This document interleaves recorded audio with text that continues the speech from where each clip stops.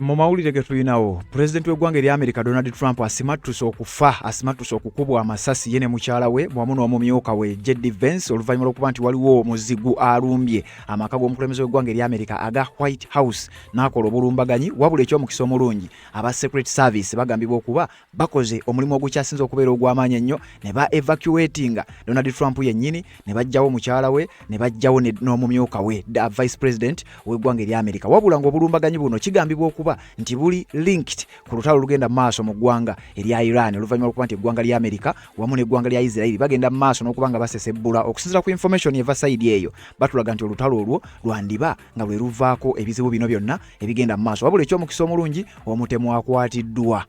Era kigambibwa okuba nti olunaku olw'enkya ku Monday agenda kuba nga aleetebwa mu kkooti bamusomere emisango n'ebirala bigenda okuba nga biddako. Ekisinza okukuba abantu encukwe kwe kubeera nti kino ekifo ky'olaba White House kye kifo ekikyasinze okubeera highly guarded okwetoolola ensi yonna wabula ensi yeewuunyizza nnyo ensi ewuniikiridde oluvannyuma lw'okulaba nti kino kibaddewo era ne kigenda maaso n'okuba nga kyapeninga. Ensi yonna yeebuuza ddala kino kigenda maaso n'okuba nga kibaawo mu maka ag'omukulembeze w'eggwanga erya America agakyasinze okubeerako security ya buli kika okuva ku zi helicopter waggulu mu bbanga babeera ku surveillance essaawa yonna wabeerawo zi kamera ez'ekika ekya waggulu ennyo wabula Donald Trump asimattuse n'omukyala we wamu n'omumyuka we okubeera nga bakubwa amasasi. Jjukira guno si gwe mulundi ogusoose Trump yasimattukako gye buvuddeko kakati wulira mu maka g'omukulembeze w'eggwanga aga White House wabaddeyo kye bayita White House Correspondents' Dinner era gabadde mu kifo ekimanyiddwa nga Washington Hilton Hotel Washington DC kubaddeko omukulembeze w'eggwanga erya America Donald Trump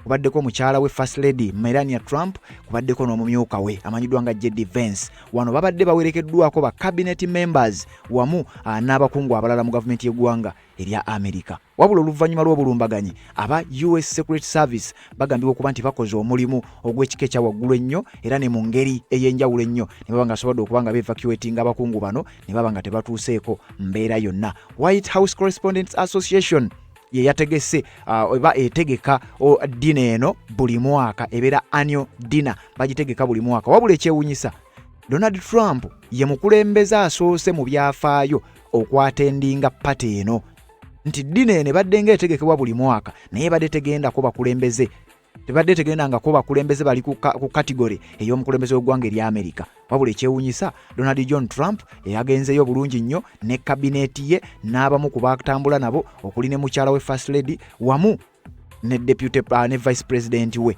baatuuse bulungi nnyo newankubadde bamaze okuba evacuatinga tewali yadde omujaasi wa America n'omu afudde abadde omu yekka atuusiddwako obuvune wabula eky'omukisa omulungi nti akubiddwa ekyasi naye abadde mu bulletproof vest ey'ekika ekya waggulu ennyo tasobodde kugenda mu maaso nakubeera ng'ate obuvune bumutukako wabula mu byonna byonna nkugambye ekisinze okuleeta ebibuuzo ebingi n'okweraliikiriza y'engeri Omutemu gy'ayingidde ku sipiidi ey'ekika ekya waggulu ennyo kubanga Omutemu bw'abadde ayingira ngenda kukulaga akatambi wano ayingidde ku sipiidi nga ya kizungirizi bw'onaaba okeetegereza ogenda kukalaba ndowooza ngenda kapula eyinga emirundi ng'ebiri munsabire obutambi buno obumu tebukkirizibwa naye okusobola okukugirayo ekintu nga bwe kibadde nina okukakulaga Omutemu ayingidde ku sipiidi ayina emmundu agenda kuba amasasi n'abakuumi abakutte off guard bw'atyo naye ayina waatatuuse ebyasi tebituuse ku mukulembeze wa ggwanga Saba Trump mukyala we Melania Trump n'omumyuka we amanyiddwa nga J.D. Vance wabula Omutemu kankulage bw'ayingidde.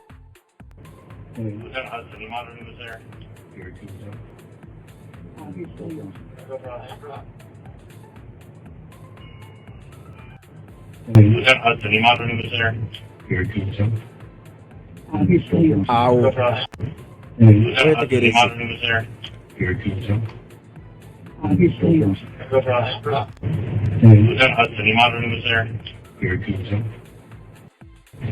yoyo oyo ye Mutemu ayingidde mu maka g'omukulembeze w'eggwanga erya America era awo waabadde awo newankubadde akatambi kali mu black and white kakwatiddwa CCTV kamera ez'enjawulo eziri ku maka g'omukulembeze w'eggwanga wabula bw'atyo bw'ayingidde ku sipiidi ey'ekika ekya waggulu abakuumi abayiseeko nga bategedde luvannyuma nga n'ebyasi bimaze kuvuga bategeera nti abadde Mutemu era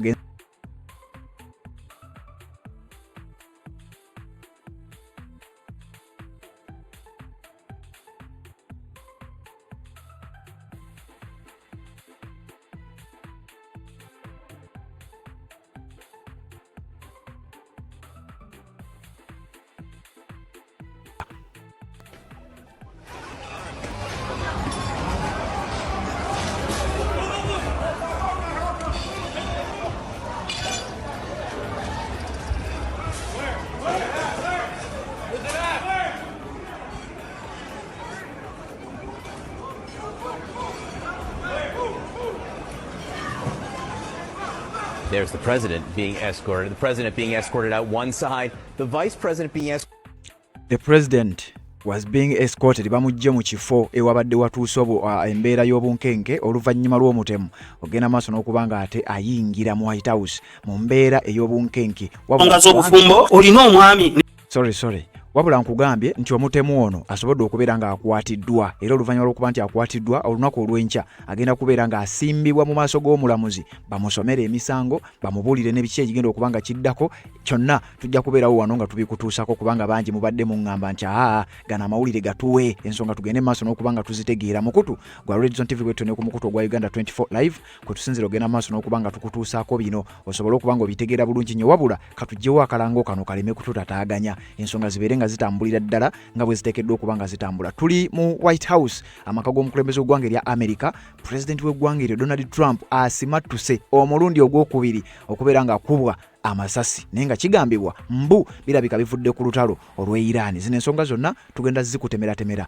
Omuduumizi wa FBI oba akulira director wa akabinja akanoonyereza oba kye bayita Federal Bureau of Investigations nga bino kino kye kimu ku bitongole ebikessi ekikyasinza okubeera eky'amaanyi okwetooloola ensi yonna amanyiddwa nga Kash Patel alina byayogedde nabyo ngenda genda maaso n'okuba nga mbikuwa. Trump yennyini alina nabyo byayogedde nabyo ngenda genda maaso n'okuba nga mbikuwa nyongera okuwa ne ku scene nga bwebadde omutemu butya bwayingidde kiki ekiddako ngenda kukulaga aba secret service kye omulimu gwe babaddeko ogw'okukaweefuba okulaba nga beevacuatinga high profile figures babeere nga babajja mu kifo. Ngenda kukulaga security ebyokwerinda ebiri ku maka ga White House amaka g'omukulembeze w'eggwanga erya America omutemu security byagamba okuba nti byayiseemu abiyiseemu atya. Jjukira nakugambye ge maka agasinga okubeera highly protected wabula bw'abanga omutemu asobodde okuyita waayise n'atuuka mu kifo ekyo waatuuse olowooza ayiseewo atya. Kanzije mbeere nga mbikuwa byonna.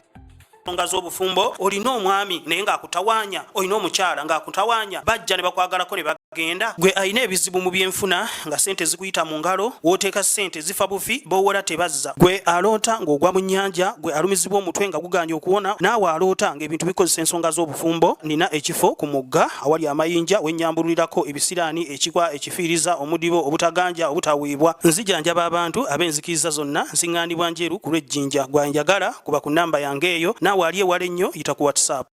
Yes, webale kubanga okyaliko yonna gy'osinzira okubanga gy'otulabira naddala gw'atambula naffe mukutu gwa Redzone TV neeno nayo njagala atembeere nga kuwa otegeere bulungi nnyo ekigenda mu maaso otegeere bulungi nnyo nti omukulembeze w'eggwanga erya America Donald John Trump Saba Trump asimattuse abadde ssaawa zino we twogerera twandibadde kati amawulire tukuwa malala ku muno mulundi gwa kubiri mu mwaka gwa 2024 Trump yasimattuka era okukubwa amasasi yasimattuka assassination kakati ku mulundi guno ensonga egambibwa okuba kyerabika evudde ku lutalo lugenda mu maaso mu ggwanga lya Irani. Kakati awo ngenda kutuukawo era ensonga zonna ngenda kubanga ate nzikutuusako wabula nga sinnagenda wala ngenda kusooka nkuwe embeera nga bwebadde abasajja nga bwe babadde nga batunka n'okulaba nga bataasa ba high profile oba ba VVIP very important persons bamaze okubanga babataasa okuli president w'eggwanga erya America amanyiddwa nga Donald John Trump mukyala we Melania Trump wamu n'omumyuka we JD Vance bataasiddwa oluvannyuma lw'akaseera akabadde akakazigizigi.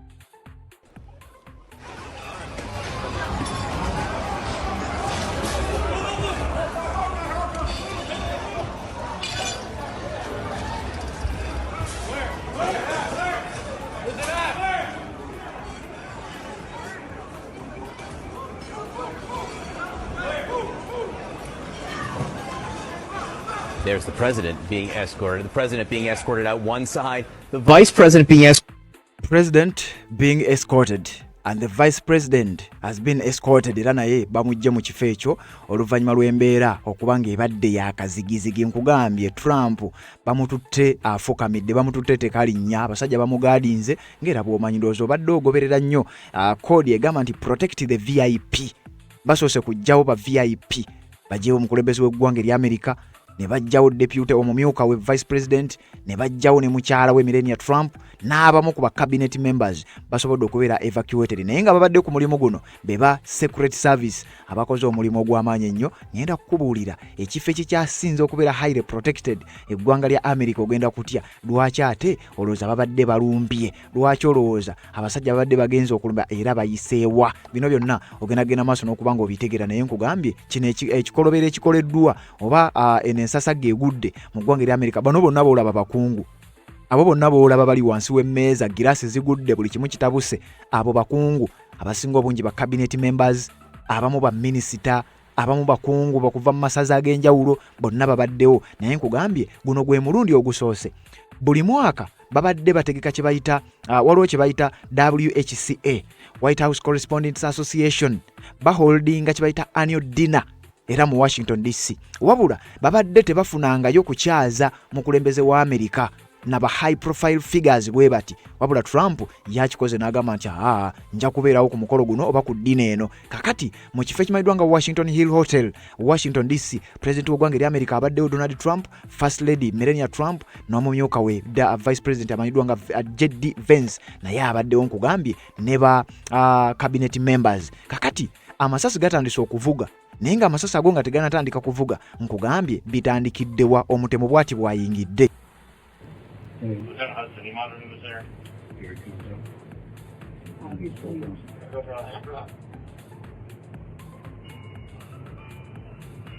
shall I post it as soon as he passes down that? 18, go for Omutemu abayiseeko ku sipiidi ey'ekika ekyawaggulu nga tebasobola na kumulaba. Bamulabya ggwerayo era nabo ne balyoka bajjayo obumondu bwabwe ne bagenda maaso n'okuba nga batandika okumwolekeza ebyasi. Wabula atuuse n'ayingira mu ruumu ewabadde dina ng'egenda mu maaso n'atandika okukuba ebyasi, naye tekinaba kubeera confirmed nti oba abadde atagetinga kukubaani oba ebyasi bibadde byolekera kukubaani. Wabula eky'omukisa omulungi nkugambye Omutemu asobodde ogenda mu maaso n'okuba nga akwatibwa. Era oluvannyuma lw'Omutemu okuyingira embeera ebadde akaseera kabadde kakazigizigi, abakungu balabiddwako nga baguddemu ensasagge ne batandika okwesonseka wansi w'emmeeza. Tebeeze ezibaddeko ebyokunywa, amagiraasi ne gawulirwako nga gabaluka bwe gagwa wansi bwe bakola batya. Naye nga njagala okutegeeza bino byonna bivudde kubeera nti ab'ebyokwerinda tetumanyi butya bwe basobodde kuba nga babayitako.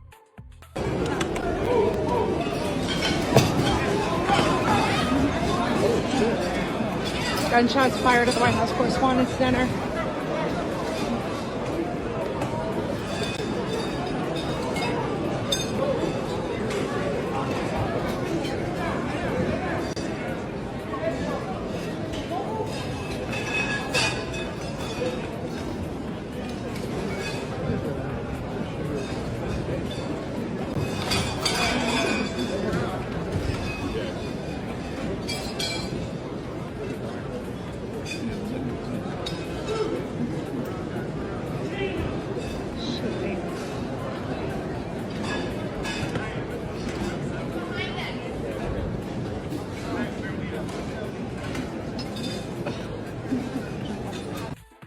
Kakati ogwo omukolo ogwolabye gubaddeko bakungu. Jjukira ewantu wabeera omukulembeze w'eggwanga, abakungu abalala babaawo. Kati ng'oggyeko First Lady, wabaddewo Deputy Vice President ne ba cabinet members. Era okusinziira ku mikutu gy'amawulire naddala omukutu ogumanyiddwa nga waliwo wano emikutu egy'amaanyi egiripootinga okuviira ddala sayidi yawo, emikutu omuli USA Today n'emikutu egy'enjawulo gigenze maaso n'okubaako ebiwandiiko bye bafulumya bengenda okuba nga nkuyitirayitiramu nga bwe ngenda maaso n'okuba nga nkuwa embeera nga bwegenze maaso n'okuba nga etambula. Ate tubeere nga tutegeera bulungi. Nyawuliriza okusinziira ku mukutu gw'amawulire ogumanyiddwa nga The Political, guno nno teguli mu ggwanga lya America naye correspondent waagwo abadde ku mukolo kwennyini bw'ati n'atutegeeza. The US President Donald John Trump was evacuated from a gala dinner with the news media on Saturday as a shooting at the Washington Hilton sent cabinet members ducking under the tables and turned the sprawling venue into a massive crime scene. Kyomukulembeze w'eggwanga erya America ataasiddwa era awonedde watono okubeera nga akubwa amasasi mu kifo ekimanyiddwa nga Washington Hilton Hotel, naddala nga ekikwekweto kino kigenda mu maaso. Era ba cabinet members be babadde basinga obungi nga bwe nkugambye, bebo boolaba abazze wansi w'emmeeza abayayana okugenda mu maaso n'okuba nga babataasa. Bano bakungu abawedde emirimu ba cabinet members, wabula bambi embeera ebadde temanyi akaseera akakazigizigi kabadde tekamanyi bukungu bwo. Kakati bakugamba ewantu wabaddewo okusanyukira, venue ebadde ejjudde ebyokunywa n'ebyokulya nga buli kimu kiri tomoni, efuuse crime scene oluvannyuma lw'akaseera we katuuse nga buli omu ataasa bulamu bwe. Naye ate nga ba secret services bo bagezaako ogenda maaso n'okuba nga bataasa first person first. Federal and local law enforcement officials said a suspect was taken into custody.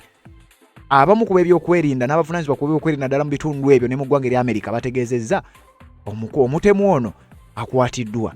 At a White House press conference last Saturday night, Donald John Trump said that he has spoken with a Secret Service officer who was shot and hit in the vest at the scene and is now doing great. Ngenda kuba ku speech ya Trump awa katonotono ajja bitegeero jagitegeera. Wano batugamba b'omukutu guno ogumeddwa nga political. Batugambye nti Trump ategeezezza bakozewo press conference y'amangu awo budde nneeno bubadde bukya.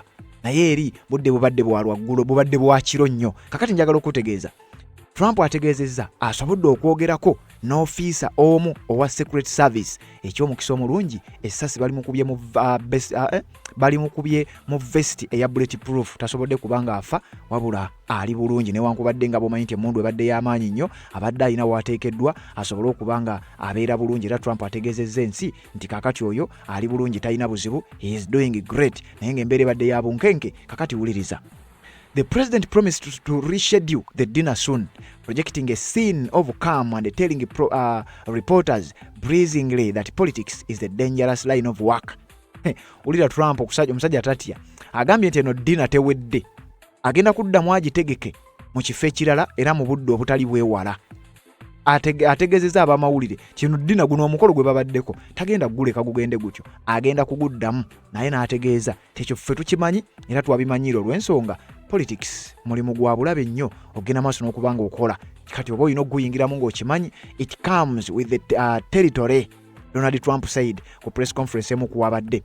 At a separate briefing, Jamie Pirro, the U.S. attorney for the District of Columbia, D.C., has said the suspect would be charged with assaulting a federal officer using a dangerous weapon and using a firearm during a crime of violence. Pirro said the person would be arraigned on Monday and did not rule out possible terrorism charges as the investigation develops.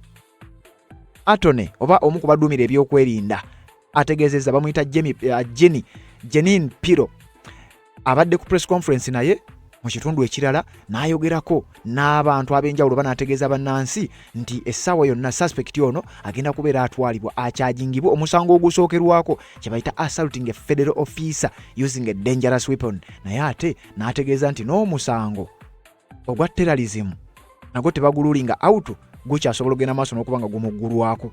Ulira bw'agambye this individual was intent to doing as much as harm and as much damage as he could.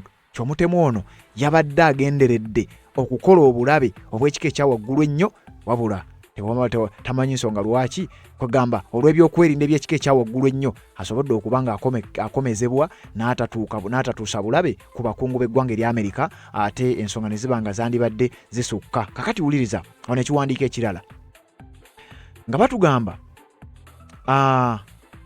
the main security screening area of the annual White House Correspondents' Dinner at the Washington Hill Hotel in Washington, D.C. President Donald Trump, First Lady Melania Trump, Vice President J.D. Vance, member of the cabinet were evacuated by the Secret Service. This was the first time White House Correspondents' Dinner to be attended by Donald Trump as a sitting president.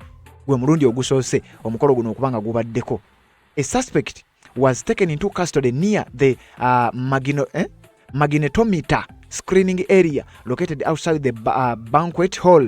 One law enforcement officer was struck in a bullet-resistant vest and is expected to recover. No other injuries were reported. Abasajja bano bakozesezza obukugu obw'ekika ekyawaggulu. Tewaliiwo musirikale mulala afunye buvune wabula ono abadde afunye obuvune njagala okutegeeza abadde ne bulletproof vest era bw'atasobodde genda maaso nakubanga afa. The White House Correspondents Association WHCA holds an annual dinner in Washington, D.C., traditionally attended by sitting president, member of the press, and other dignitaries.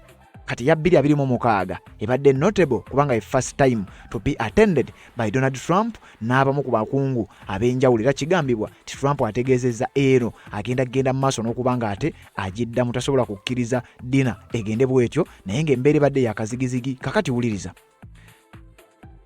Director owa FBI Federal Bureau of Investigations amanyidwa nga Kash Patel avuddeyo n'abako ebigambo byayogera era mu remarks z'akoze ze zino wammanga ndooza kansoke nkuwe katambike omuwulire bulungi nnyo bamuyita Kash Patel bw'ati bw'agambye ku incident egenze maaso n'okuba ng'egwawo. The president's absolutely right. You saw the best resolve of American law enforcement because you, Mr. President, inspire them 24/7, 365. You give them the resources that they need, and they know that you have their back.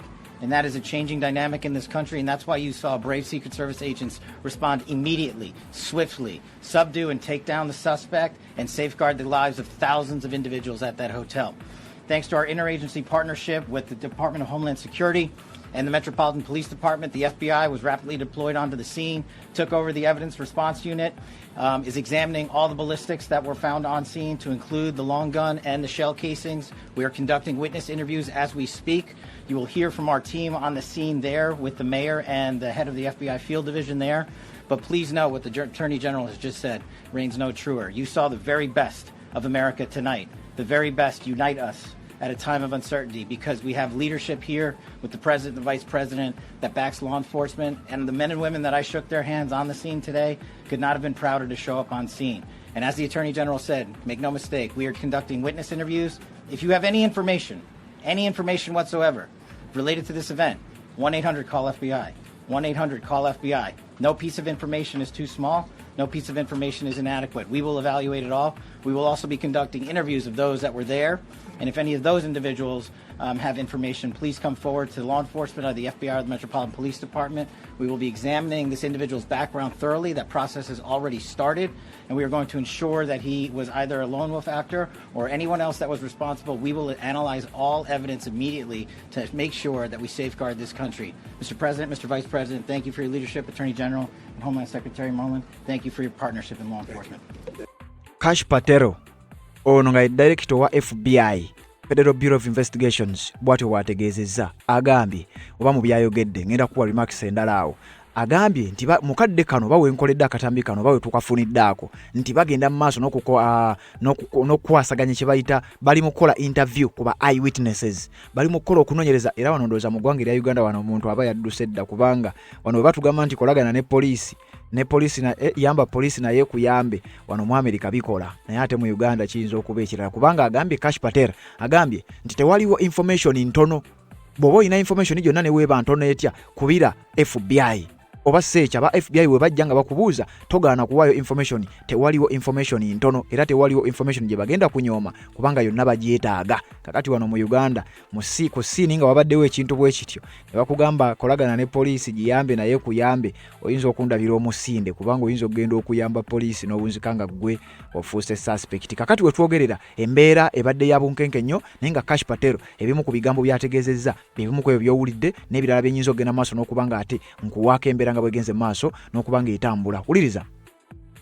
Following the shooting at the White House Correspondents Association dinner on April 25th, 2026, FBI Director Kash Patel stated that his agency has rapidly deployed to the scene and taken over the investigations. Nti badeployinze ku speed ekika ekya waggulu ennyo ne basini ne bagisalako ne bagyeddiza aba FBI ne badeployinga era bagenda mu maaso n'okutaking over kye bayita investigations okunoonyereza mu bye baagala okunoonyereza baagala n'okuzuula omutemu ono abadde yekka bw'aba atabadde yekka ani amuli emabega we era kyekigenda maaso balina naye wantu we bamukuumidde ewagambibwa okuba nti wa kika kya waggulu nnyo omutemu ono ajja kwogera ne badde bamusindise wuliriza.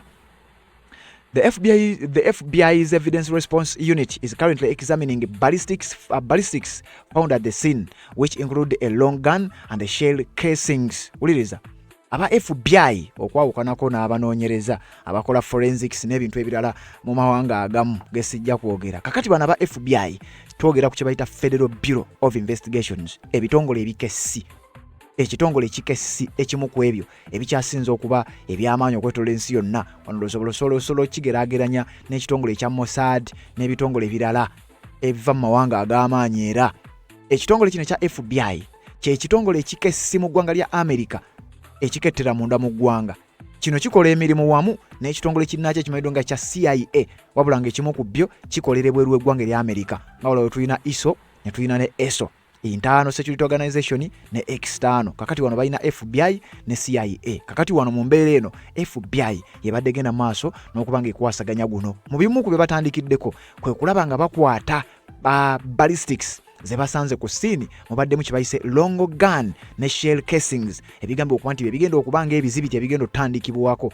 emmundu omwejjidde n'emmundu eyo yennyini bajja kutegeera bajja kuwulira. Kash Patel confirmed that witnesses interviews are being conducted in real time to determine if the suspect acted a lone wolf or if others were involved. Nga bw'owulidde mu katambi akugambye bali mu kugenda maaso n'okuba nga banoonyereza n'okwetegereza ddala Omutemu ono abadde kibayita lone wolf kwegamba abadde ali ku lulwe bw'abazze okukola obulumbaganya abadde yekka era abadde akikola ku lulwe oba alina abamuli emabega. Bino byonna bakugamba bye bali mu kugenda maaso n'okuba nga bakolako okunoonyereza. Ono Kash Patel agenda maaso n'okuba nga ategeeza. He issued an urgent call for anyone with information to contact the FBI at 1-800 call FBI, emphasizing that no piece of information is too small. Era okiwulidde bulungi nnyo wali akugambye mukwate ennamba eyo gye nkutegeezezza okubiraba FBI bw'oba olina information yonna. Kati wano ndowooza ab'ebyokwerinda mu ggwanga erya Uganda mulabireeko nti wano abantu bakuba amasimu era ngenza okutuuka wano okukola akatambi kano wenkakoledde ng'essimu ezaakakubibwa zibadde zikyakawuntinga. Abantu ababaddewo nga balaba Omutemu ono waayingidde, abantu bagezezaako okulaba nga balipootinga wano mu ggwanga erya Uganda kiyinza okukalubamu ti omuntu akubire poliisi ti nze bannange mbaddewo ng'olaba ne baba bakusanzewo dduka buddusi kulaba nga tebakusangawo. Kakati bano bakugambye bategeezezza nti mukube n'ennamba ne bagibawa tusobole okuba nga ate tufuna information. N'abagamba no piece of information is too small. Tewaliwo information ntono ne woba olabyeko katono katugambe tusobole okutandikirawo. He thanked the Department of Homeland Security and the Metropolitan Police Department for their partnership and credited the quick law enforcement response to leadership that backs law enforcement. Yeebazizza ab'ebyokwerinda ababaddewo abadde bakondakitinza obulungi ennyo omulimu. Yeebazizza departments ez'enjawulo ne yeebaza n'ab'amateeka abagenze maaso n'okukola ekintu ku sipiidi ey'ekika ekya waggulu. Patel assured that all evidence will be analyzed immediately to safeguard this country and that the suspect's background is being thoroughly examined. Bino byonna bigenda maaso n'okuba nga bikolebwa. Omukulembeze w'eggwanga erya America Donald John Trump, deputy w'oba omumyuka wamanyiddwa nga JD Vance, mukyala we amanyiddwa nga Melania Trump, bonna babadde mu kifo kino era embeera ebadde ya bunkenke. Trump n'abaako ne byayogera byengenda okugenda maaso n'okuba nga nkutuusako. Oluvannyuma ngenda kukubuulira amaka g'omukulembeze w'eggwanga erya America security kika ki gye galina. Otegeere bulungi nnyo Omutemu ono wabanga asobodde okubiitinga security eno kiki ekimubaddeko kati nga sinnakuwa kikasa security ebyokwerinda eby'ekika ekya waggulu ennyo. Amaka g'omukulembeze w'eggwanga erya America agali ku kizimbe ekyo njagala nsooke nkuwa ebigambo bya Trump byasoose okwogera oba byayogeddeko ebitono ku byo bye tusobodde okuba nga ate tusobole okukuwaako obiwulirize bulungi nnyo, then oluvannyuma ngenda kujja mbere nga nkwongerayo nga bwe tugenda mu maaso n'okuba nga twetegereza ensonga. Trump azze n'ayogera n'awa speech mu lukuŋŋaana lw'abannamawulire era nnyonnyodde buli kimu nga bwe kigenda mu maaso n'okubeera nga kibeera conducted era embeera nga bwegenda okuba nga etambula. Ono omukulembeze wa ggwanga asimattuse okukubwa amasasi wabula avuddeyo n'ategeeza nti nze nja kwogerako eri ensi mujja kutegeera biki by'abagambye. Wulira. That was very unexpected, but incredibly acted upon by Secret Service and law enforcement, and this was an event dedicated to freedom of speech that was supposed to bring together members of both parties with members of the press, and in a certain way it did, because the fact that they just unified. I saw a room that was just totally unified. It was in one way very beautiful, a very beautiful thing to see. A man charged a security checkpoint armed with multiple weapons, and he was taken down by some very brave members of Secret Service, and they acted very quickly and have just released, for purposes of transparency, clarity, I've ordered it to be put out. You probably have it by now. Put out on Truth and put out on many other platforms. A tape showing the violence of this thug that attacked our Constitution, and also showing how quickly Secret Service and law enforcement acted on our country's behalf. Really did a great job. One officer was shot, but saved by the fact that he was wearing obviously a very good bulletproof vest. He was shot from very close distance with a very powerful gun, and the vest did the job. I just spoke to the officer, and he's doing great. He's great shape. He is has very high spirits, and we told him we love him and respect him, and he's a very proud guy. He's very proud of what he does, Secret Service agent. And we looked at all of the conditions that took place tonight, and I will say, you know, it's not a particularly secure building, and I didn't want to say this, but this is why we have to have all of the attributes of what we're planning at the White House. It's actually a larger room, and it's much more secure. It's drone-proof, it's bulletproof glass. We need the ballroom. That's why Secret Service, that's why the military are demanding it. They've wanted the ballroom for 150 years for lots of different reasons, but today's a little bit different because today we need levels of security that probably nobody's ever seen before. But everyone owes a tremendous debt of gratitude to the courage of law enforcement, the law enforcement, and working with the DC police, and we just spoke with the mayor. And when we're finished, the police chief is going to take over and discuss it also from their viewpoint. But they also performed exactly as they were supposed to, and you see the attacker in different positions, but you also see the attacker totally subdued and under control. So as you know, this is not the first time in the past couple of years that our republic has been attacked by a would-be assassin who sought to kill. In Butler, Pennsylvania, less than 2 years ago, you all know that story, and in Palm Beach, Florida, a few months after that, we came close. We really had, again, we had some great work done by law enforcement. But in light of this evening's events, I ask that all Americans recommit with their hearts in resolving our difference peacefully. We have to resolve our differences. I will say, you had Republicans, Democrats, independents, conservatives, liberals, and progressives. Those words are interchangeable, perhaps, but maybe they're not. But yet everybody in that room, big crowd, record-setting crowd. There was a record-setting group of people. Ebigambo bibadde bingi nnyo, ebadde press conference naye njagadde nkuweeko ebitonotono atasobodde kubitegeera. Trump naye ayogedde nga bwe bibadde, abadde akooye nga bw'omanyi nti musajja mukadde, mukulembeze wa ggwanga, emirimu giba mingi nnyo, obudde bubadde buzibye n'ebirala bibadde bwe bito. Naye agambye essasi we livuze oba amasasi we gavuze, asoose kulowooza tray yegudde wansi. I thought it was a tray going down, a sound eyo y'essasi. Trump bw'ategeezezza, naye agambye that's a bad noise. N'ategeeza nti eyo noise agenza okukitegeera nti ensonga ndala. A sick person and a lone wolf was a job, work a job. Kugamba ategeezeza nti ono yazze bamaze okikakasa kyabadde lone wolf akubye amasasi, naye ng'ategeezeza nti n'omusirikale waabwe abadde akubiddwa essasi ekirungi ennyo nti abadde mu bullet proof jacket ey'ekika ekya waggulu ennyo, naye nga ali bulungi nnyo. Era amutegeezeza nti tukuwagala nnyo, naye n'atutegeeza nti naye atuwagala nnyo. Bw'atyo bebimu ku bigambo bya Trump nga bw'obimanyi ayogeddeko eri ensi ku kikwekweto oba ku lumbaganyi oba bakoleddwako eggwanga lya United States of America. Embeera negenda maaso n'okuba nga ate etabuka. Abakungu nkugambye, aba cabinet members babaddewo bonna naye balabiddwako nga bali wansi wa mmeeza, tebakyafaayo ba bbiya abayiikiro ba wayini na biki ebyokunywa byonna bye banywa, bigenda maaso n'okubayiikako bataasa bulamu. Kakati wuliriza nga bwe nkugambye nti ekimu ku bisinze okwewunyisa ensi y'engeri embeera gy'esobodde okgenda mu maaso n'okuba ng'ebaawo.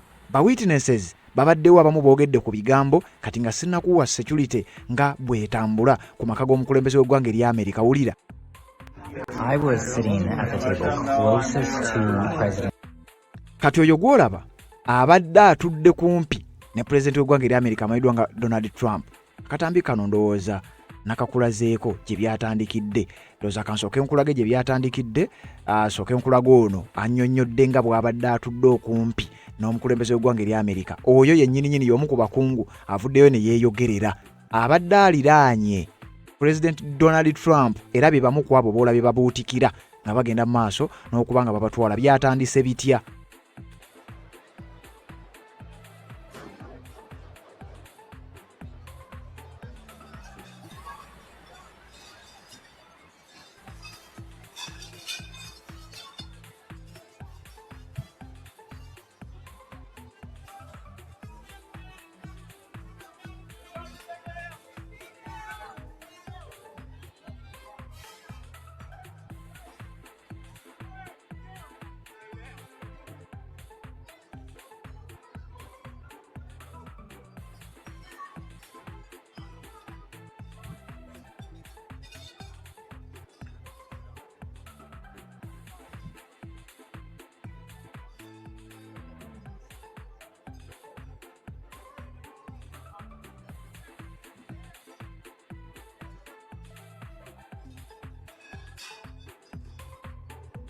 kale bwe bityo we byatandise, embeera bwetyo bwe yatandise, era obwedde obawulira stay down, get down, babeera bagwa wansi. Kati oyo abadde atudde okumpi ne pulezidenti w'eggwanga erya Amerika Donald Trump anyumya kyayiseemu n'engeri gy'alabye nga bataasa mukama we Donald Trump omukulembeze w'eggwanga erya Amerika. Era emboozi ye njagadde njikuweeko owulire bulungi nnyo, yennyini nnyini abadde ku scene ng'agenda maaso n'okuba nga yeeyogerera. Wulira.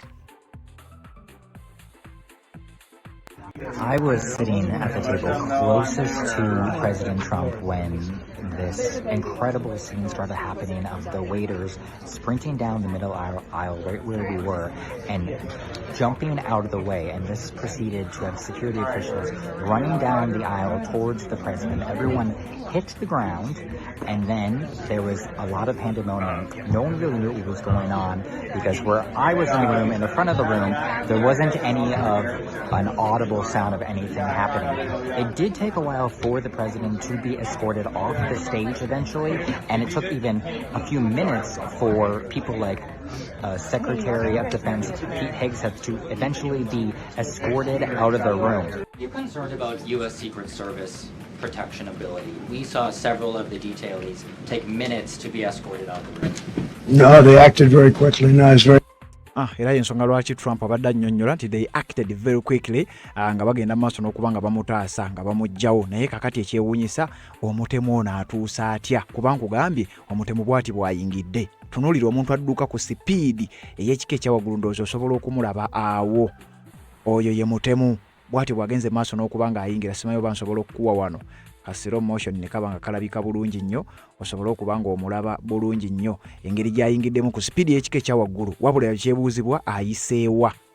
Kati kye twagala okulaba ayiseewa ku security ekyasinze uyo oyajja dduka oyo abadde n'emmundu, era awo watandikidde okukuba amasasi naye ate agakubye agoolekeza eri gy'abadde alaga mu kizi oba mu luumu ewagambibwa okuba nti yewabadde ddina ng'egenda maaso, abakulembeze bano nga bagenda maaso n'okweyagala. Era bw'atuuse bano ne bawulira kwe kumaguka ne beebuuza kiki ekigenda okuba nga kiddako. Babagambye stay down, get down, ne batandika okudda wansi w'amameeza basobole okuba nga bataasa obulamu. Wabula ku security ey'ekika ekyawaggulu ennyo eri ku maka g'omukulembeze w'eggwanga erya Amerika, buli muntu yeebuuza bino bisobose bitya? Era omuntu ono omutemu ono ayiseewa ku security eri ku maka g'omukulembeze w'eggwanga erya Amerika gye twogerako. Kyekyo kyolaba kyogenda maaso n'okuba ng'olaba. Kakati wulira, nakugambye the White House ge maka g'omukulembeze w'eggwanga erya Amerika, the widely considered as the most protected presidential residence in the world, ge maka g'omukulembeze agakyasinze okubeera protected. Era ngenda kukubuulira ebiriko, naye nga kigambibwa gali managed by US Secret Service abali eyo mu 1300 n'okusoba. Naye nga kigambibwa nti bano balina kye bayita personnel and highly advanced technology. Kati wano omutemu ayiseewo atya? Security eri ku maka g'omukulembeze w'eggwanga, wuliriza, kigambibwa okuba bwe tugamba bw'oba omanyi kye bayita physical perimeter, balina ekikomera kiri mu fuuti nga 13 okwambuka waggulu.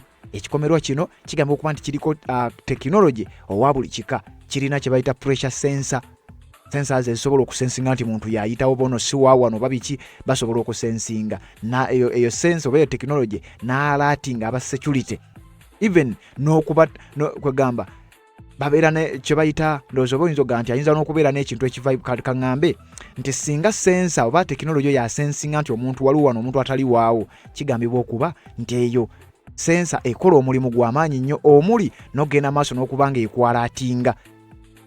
Bayina obuntu bwe bakozesa ne ka vibratinga buli security service waali ne babeera alerted nti waliwo ekitali kipya, waliwo ekitali kyawo. The complex is surrounded by a 13-foot steel fence equipped with anti-crime technology and pressure sensors that alert security if even touched. Uliriza nti n'okukikwatako obukwasi ne oli waba kikutteko obukwasi naye nga ne kimusensinga nti ono si wawano, kigambibwa okuba nti bagenda kubeera alerted era bagenda kurespondinga. Amaka g'omukulembeze w'eggwanga erya Amerika galina kye bayita air defense nga yo yaago y'amaka ago. Singa wabaawo ekizuuka ekisindikiddwa oba ekintu kyonna ekiba kisindikiddwa tekisobola kubanga kituuka. The airspace over the White House is the most restricted in the United States of America. It is monitored by radar and protected by a golden dome missile defense shield and surface to area missiles or nearby buildings fighter jets remaining on 5-minute standby to intercept threats. Muliriza, mu bbanga eyo waberayo za helicopter, waberayo ennyonyi, waberayo buli kimu, air space. Amaka g'omukulembeze White House weeyita bweti, eyo radius yonna yekyasinze oba ye area ekyasinze okubeera restricted naddala ku ntambula z'omu bbanga, nti newe banyonyi ya bulijjo eyinza obutasobola kuyita mu airspace eyo amaka g'omukulembeze gwanga America we gali. Era kigambibwa okuba nti balina kye bayita Golden Dome, enebeera air defense system nga olaba Iron Dome ya Israeli. Kakati bano balina kye bayita Golden Dome ngeno yazimbibwa ne kye bayita missile defense shield, waliwo ne kye bayita surface to air missiles, nti singa wabaawo ekisindikiddwa balina Golden Dome esobola okurespondinga n'ekasuka ebizuka ne bakikubira eyo mu bbanga. Balina ne system eno era omulimu omulala gwekola nti singa wabaawo ekidduka oba nnyonyi yonna ng'egenda kuyita mu bwengulu obwo airspace eyo nga terina lukusa, waliwo kye bayita surface to air missiles zisobola okugikuba automatically nga si muntu yagenze maaso n'okuba nga ate akola ekyo. Surveillance and detection, kuliko zi kamera ez'ekika ekyawaggulu ky'osasinza okulowoozaako. Jukira n'abasajja be manufacturing ebintu ebisinga, kakati teeberezaamu awo. The grounds are monitored by infrared perimeter sensors that detect human heat signatures in total darkness. Specialized K9 units, including Belgian Malinois dogs that can reach 30 mph, patrol the area constantly. Bayina embwa zino kigamba okuba nti zirundibwa era zaggyibwa Belgium, ze bayita Belgian Malinois. Embwa zino ziyina training ekika ekyawaggulu ennyo, zisobola n'okubuuka meters nga 30. Embwa bayina kye bayita specialized K9 units. Bino byonna byakwerinda ku maka g'omukulembeze w'eggwanga. Bayina n'abantu active personnel, sharp shooters, snipers, bonna babeera stationed ku rooftop waggulu ate mu bifo ebyenjawulo, era all time tebabeerawo nti oba ono azzeeyo olwaleero oba lwe basuubira obulumbaganyi. Bakugambye bayina snipers, sharp shooters ababeera stationed waggulu ku roof at all times, buli kaseera babeerayo.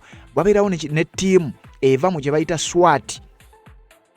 Kano kaba kabinja k'abasajja abakugu naddala mu byokwerinda. SWAT kigambibwa nti kino kiba ne wano tubalina aba SWAT naye ndowooza osobola okwawula training ne technology ne skills bisobola okwawukana. Special weapons and tactics, ekigambo SWAT bwe kiti bwe kiggwayo, special weapons and tactics. Kati balina ttiimu okuva mu department eno ya SWAT egenda maaso n'okuba ng'ebeera deployed buli luvannyuma lw'omukulembeze w'eggwanga lwabeera ng'agenda kujja oba ng'avuddewo. Eyo SWAT team esigalawo mu kizimbe ekyo. Uliriza, the building features 147 bulletproof windows. Amadinisa tegayitamu yadde essasi, era ng'amadinisa gali 147 agagambibwa okuba nti gali ku White House tegasobola kuyitamu yadde essasi ery'ekika kyonna. Era naddala ku wing emanyiddwa nga East Wing ewali omukulembeze w'eggwanga kyalina room ye operation center gye bayita PEOC, Presidential Emergency Operations Center. Ku side eyo bateekayo amadirisa gonna nga tegayitamu yadde essasi lyonna yadde ekintu kyonna. Era kigambibwa okuba nti ne wansi eyo waliyo ekisobola okumuyambako, waliyo gye bayise a bunker 6 stories deep 120 feet designed to withstand a nuclear attack. Nti bamuzimbirayo neyo wansi banka gyasobola okugenda maaso n'okuba nga yeewogoma wansi awo n'aba nga asobola okuba nga yeewala ne wabaawo obulumbaganyi nga bwa nuclear tebusobola kubeera nga butuukayo. Ne system ey'okucommunicatinga nayo ya kika kya waggulu nnyo. Bagamba the situation room is a 5,000 square foot intelligence complex that allows the president to maintain secure command and control of global forces during a crisis. Omukulembeze w'eggwanga erya America asobola okusinziira eyo mu situation room erina square feet intelligence 5,000 gy'asobola okusinziira n'akomandinga kye bayise global forces. Kitegeeza bano abasajja balina forces okwetoolola ensi yonna, basobola okuba nga asinziira eyo n'agenda maaso n'okuba nga alumba. Bino lwaki mbikuwa? Obulumbaganyi buno bukoleddwa naye tekikulowoozesa nti kibadde kyangu nnyo, era tekikulowoozesa nti kibadde kijja kusoboka.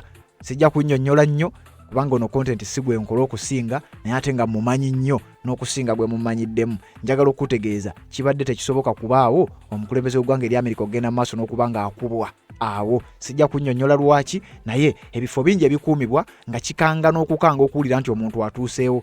Amaka g'omukulembeze w'eggwanga erya Amerika ge gamu ku maka g'abakulembeze agasinga okukuumibwa. Naye ate era n'eggwanga lya Russia nalyo bwe liri, n'eggwanga lya Turkey ne Nigeria ekyewuunyisa. Nigeria, amaka g'omukulembeze w'eggwanga erya Nigeria gali gamu ku maka g'abakulembeze agasinga okubeera highly protected and guarded by professional and highly trained soldiers nga bw'oyinza okugamba. Eggwanga erya Nigeria kye baasooka okukola kwe kuwa security amaka g'omukulembeze waabwe. Era wano nina listi. The Kremlin, amaka g'omukulembeze w'eggwanga erya Russia, a 68-acre fortified complex protected by the Federal Guard Services FSO. It is defended by 2 kilometers of walls, 1,000 armed soldiers, and an intensive electronic warfare suit to jam drones. Gajaminga kugabayina ebyokwerinda ebisobola n'okujaminga drones. Bayina ebisenge ebiri eyo ebiriko abasirikale abasukka mu 1,000. Olw'amawanga agamu nga bwe badeployinga abajaasi 1,000 baba baweddeyo, naye bano abajaasi 1,000 bokka abagwa mu category ey'obwa special forces be bali deployed mu maka g'omukulembeze w'eggwanga erya Russia, the Kremlin. Kakati kigambibwa okuba nti ebisenge ku maka g'omukulembeze wa Russia galina kilometers nga 2 ebise kugamba ekikomera bwe tuyinza okugamba. Amaka g'omukulembeze w'eggwanga erya Turkey agamanyiddwa nga Eke Sarey, omukulembeze aliko kati ye Recep Tayyip Erdogan, agambye okuba nti naye ge gamu ku maka gasinga okubeera highly guarded and protected. Era nga kigambye okuba nti abasirikale abasukka mu 1,000 be bagenda maaso n'okubeera deployed all the time, babeerawo tebavaawo. Era nga kigambibwa okuba nti buli musirikale abeera ne ruumu, roughly one for every room in the 1,150 room palace. Amaka g'omukulembeze wa Russia gayina rooms 1,115. Kati bayina abasirikale 1,000 abasoba mu 1,000 abagambibwa okuba tibebaweebwa babe ba deploying bogena maaso n'okubanga bagaadinga. Amaka g'omukulembeze w'eggwanga erya Nigeria agamanyiddwa nga Aso Rock ge gamu ku maka agagambibwa okuba nti gakyasinze okubeera highly guarded and protected. Omukulembeze w'eggwanga erya Nigeria waatuula era waasula wagenda maaso n'okubanga akakkalabiza emirimu, considered the most fortified government premises in Africa, guarded by elite presidential guards brigade. Amaka g'eggwanga g'omukulembeze w'eggwanga erya Nigeria kyekifo ekya gavumenti ekyasinze okubeera protected mu Nigeria, kyekifo ekya gavumenti ekyasinze okubeera protected ku lukalu lwa Africa. Amaka g'omukulembeze w'eggwanga erya Nigeria. Kakati amaka g'omukulembeze wa Amerika kyasobose kitya okubeera nga bano abasajja obanga Omutemu ono yasobodde okuwaguza n'agenda maaso n'okubanga agatuukako n'ayingira n'asobola okukola ebikwekweto bye newankubadde tebisakisiidinze era abantu tabasse, naye ate yayingidde atya? Kubanga bw'atyo bwe yayingidde okusinziira ku katambi ke tusobola okugenda maaso n'okubanga tukutuusaako embeera bw'etyo bw'eri. Ate naba kubanga osubscribe nga kikole tubeere nga tutambula ffenna mukutu gwa Red Zone TV n'emikutu emirala nga Uganda 24 kwe tusinzira okugenda maaso n'okubanga tukuweereza embeera bw'etyo bwebadde mu maka g'omukulembeze w'eggwanga erya Amerika. Naye ng'Omutemu nkugambye kikakasiddwa kyamaze okugenda maaso n'okubanga akwatibwa, era olunaku olw'Emmande agenda kubanga asimbibwa mu maaso g'omulamuzi bamusalire emisango, era nga bwe biwulidde bwe bigenze maaso n'okubeera nga ate byogerwako. Kabadde kaseera ka kazigizigi, abakungu nga beesobbeka wansi w'emmeeza okusobola okugenda maaso n'okubanga beetaasa. Information nyingi nnyo etambulira ku nsonga eno, wabula tujja kugenda maaso n'okubanga tubireeta singa binaabanga byetaagisizza. Webale kubanga okyagoberera, tanaba kubanga osubscribe nga kikole, kirira wansi awo olaba ekigambo subscribe kikwateko, kwate kadde ka notification kakuyamba okubeera omu ku abasooka okumanya buli bwe tuba tutaddeyo, ate ensonga egende maaso n'okubanga ate egguka tuwuliziganye mu updates ezigenda okubanga ziddako. Ensonga z'obufumbo, olina omwami naye ng'akutawaanya, olina omukyala ng'akutawaanya, bajja ne bakwagalako ne bagenda. Gwe alina ebizibu mu byenfuna nga ssente zikuyita mu ngalo, w'oteeka ssente zifa bufi, b'owola tebazza. Gwe aloota ng'ogwa mu nnyanja, gwe alumizibwa omutwe nga guganye okuwona, naawe aloota ng'ebintu bikozesa ensonga z'obufumbo. Nina ekifo ku mugga awali amayinja wennyambululirako ebisiraani, ekikwa, ekifiiriza, omudibo, obutaganja, obutaweebwa. Nzijanjaba abantu ab'enzikiriza zonna, nsiŋŋaanibwa njeru ku lw'ejjinja. Gwanjagala kuba ku nnamba yange eyo, naawe ewala ennyo yita ku WhatsApp.